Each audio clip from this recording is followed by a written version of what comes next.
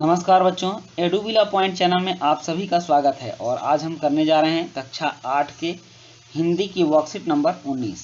आज हम लोग बस की यात्रा का अगला भाग पढ़ेंगे।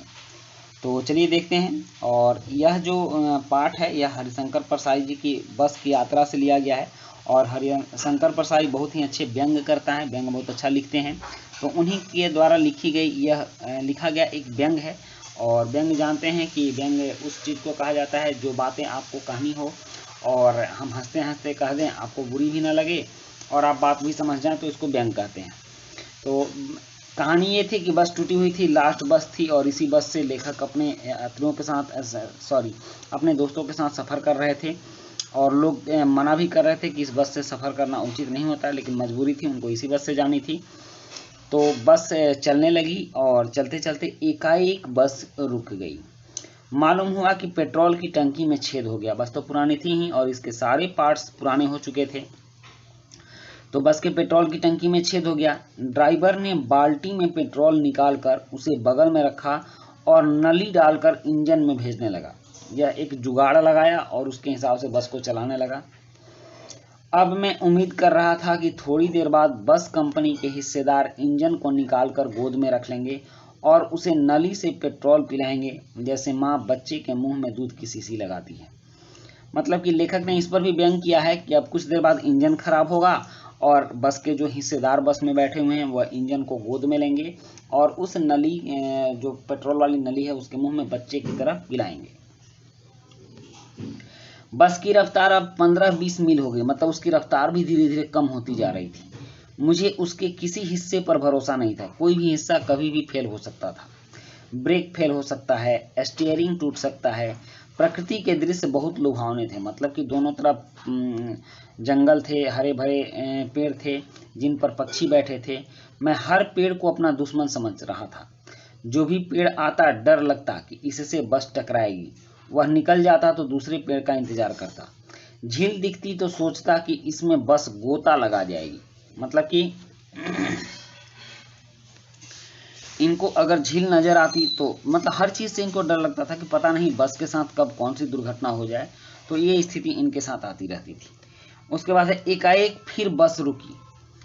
ड्राइवर ने तरह तरह की तरकीबें की पर वह चली नहीं। सभी ने अवज्ञा आंदोलन शुरू हो गया। मतलब कि बस ने ड्राइवर का बात की अवहेलना करना शुरू कर दी।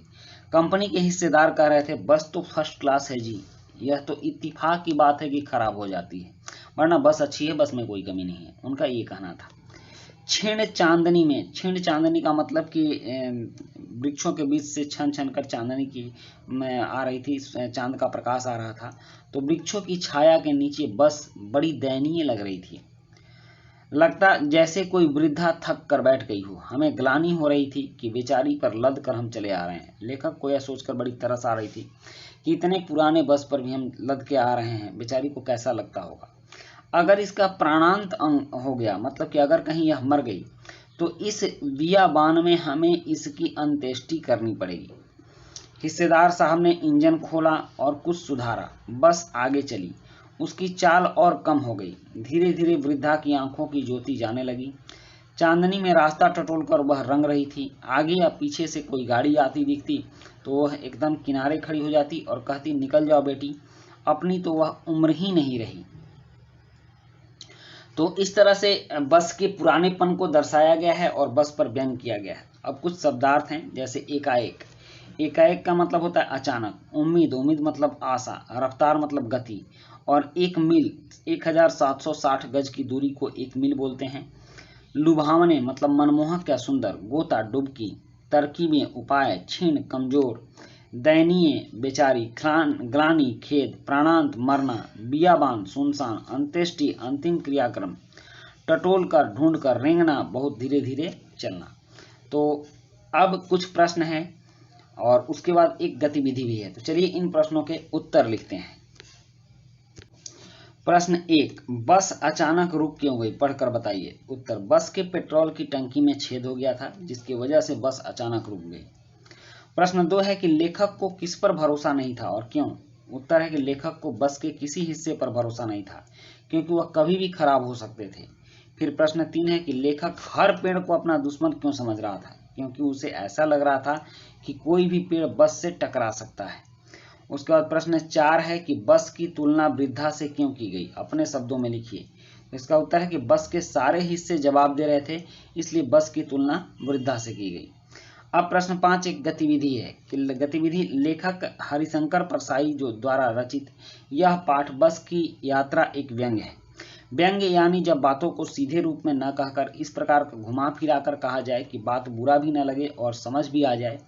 इस पाठ में बहुत से वाक्य व्यंग्य के रूप में कहे गए हैं, जैसे बस डाकिन है, बस को देखा तो श्रद्धा उमड़ पड़ी। अब आप ऐसे और वाक्य ढूंढ कर लिखिए जिनमें व्यंग्य हो। आप इस पाठ पर आए अब तक के कार्यपत्रक को अथवा पाठ्य पुस्तकों की सहायता भी ले सकते हैं।